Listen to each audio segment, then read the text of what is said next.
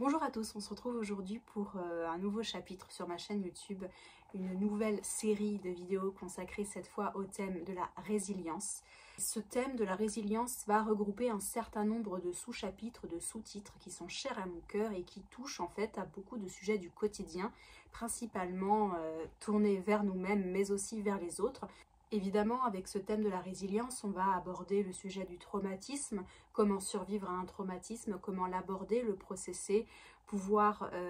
en guérir et vivre avec au quotidien, que ce soit pour nous, si nous avons vécu nous-mêmes un traumatisme, ou si c'est parce que nous nous sommes retrouvés dans une situation d'accompagnant ou d'aidant et que nous cherchons des clés pour pouvoir gérer au mieux la situation, ce qui est rarement facile. C'est un sujet qui est cher à mon cœur parce que ça touche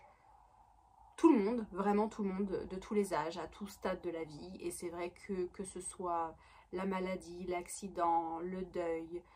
la dépression, les troubles, il y a tellement de sujets vastes et difficiles que si nous pouvons nous entraider et que je puisse partager moi mes rituels qui m'ont permis de faire du bien, de pouvoir me tirer vers le haut, de pouvoir essayer de trouver des clés et de là de mes croyances pour pouvoir découvrir tout simplement d'autres choses, je pense que c'est un cheminement qui peut être intéressant pour bon nombre d'entre nous. Et j'avais vraiment à cœur de pouvoir enfin parler de ces sujets sur ma chaîne YouTube. Ce sera tout un panel de vidéos qui j'espère ne seront pas trop longues parce que je ne veux pas à chaque fois vous imposer des vidéos de 45 minutes. Je vais les scinder selon différents thèmes. Donc comme je vous l'ai dit en préambule, il va y avoir le sujet du traumatisme, mais il va aussi y avoir toute cette notion de moi en mieux. Comment moi me tirer vers le haut, comment moi m'améliorer, sortir de mes schémas qui peuvent être parfois négatifs, de toutes les réactions que je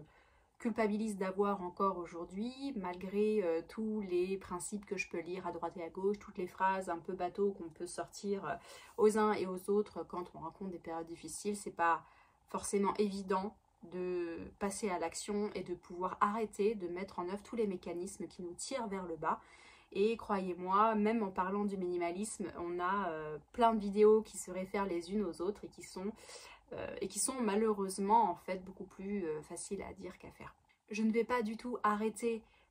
mes vidéos sur le minimalisme, ce sera juste des vidéos qui seront un peu à part, parce que dans le minimalisme, on peut aborder beaucoup de sujets comme ce fameux tunnel du quotidien qui nous empêche parfois de nous remettre en question et qui nous empêche de nous intéresser à d'autres choses parce que nous n'avons pas le temps, ou en tout cas nous pensons ne pas l'avoir.